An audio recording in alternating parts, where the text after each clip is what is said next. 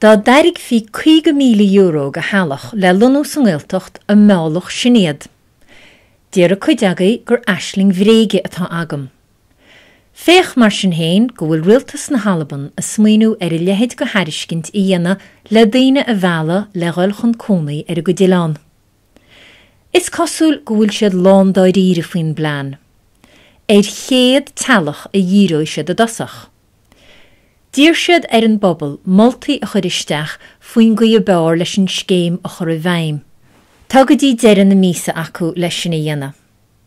A chairid le pórtaí móra gon Gaeltacht seo aganne tá an daonra a titim ar Oileáin na Halaban freisin.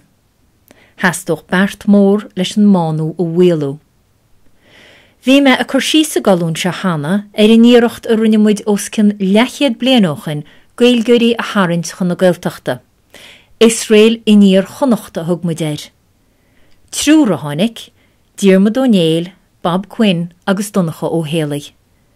Dag siad trúr a lorug go láidir ar Hial Chonamara agus tá beirt acu cháideanna go féimúil fós.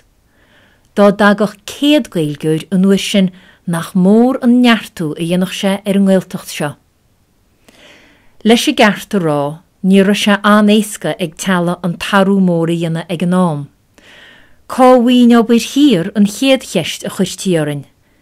Duine be ar a postaige sna blianta sin san áit a Russia chuineoch sé grím an irháite ar.